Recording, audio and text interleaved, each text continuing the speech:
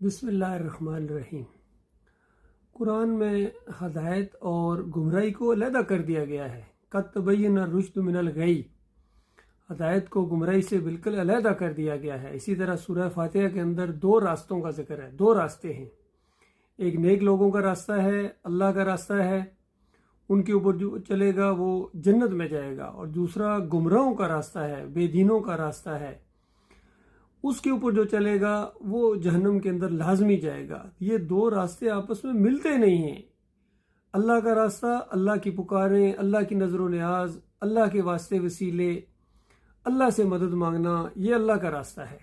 اور دوسری طرف مزاروں سے مانگنا، قبروں سے مانگنا، آستانوں سے مانگنا، پیروں سے مانگنا، پیغمبروں سے مانگنا، نبیوں سے مانگنا، جنوں کو پکارنا، یہ سارے کے سارے گمراہی کے راستے ہیں۔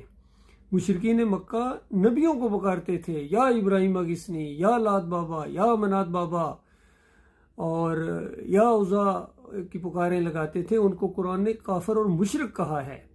تو اللہ کے بندو، جب انبیاء کو پکارنا، جب ابراہیم علیہ السلام کو پکارنا شرک ہے، تو علی رضی اللہ عنہ کو پکارنا شرک کیسے نہیں ہے؟ باقی رہے یہ صوفی حضرات، محی الدین چشتی ہوں، علی اجویری ہوں، عبد القادر جیلانی ہوں، شاہ ولی اللہ کا پورا خاندان ہو، یہ تو تصوف کے رنگ کے اندر تھے، ان کی تو مسلمانی ثابت نہیں ہے۔ یہ تو توحید کے، وہ جو قرآنی توحید ہے اس کو مانتے ہی نہیں تھے، ان کی اپنی توحید تھی، وحدت الوجود، وحدت الشہود، حلول کے عقیدے تھے ان کے۔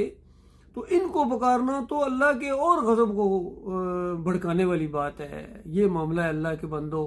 اب چاہے تو اللہ کا راستہ اختیار کر لو، اور چاہے تو قبروں والا اور پیروں فقیروں والا اور ملنگوں والا راستہ، اور پنڈاروں والا، عرس اور میلوں والا راستہ، 11ویں والا، 12ویں والا، اور 10 محرم کے شربت پیو باداموں والے، تو اس کے بعد آسانی کے ساتھ دندناتے ہوئے اپنے پیروں فقیروں اور اپنے لیڈروں سماعت پیروں اور ان مولویوں سمیت جہنم کی آگ کے اندر اتر جاؤ گے۔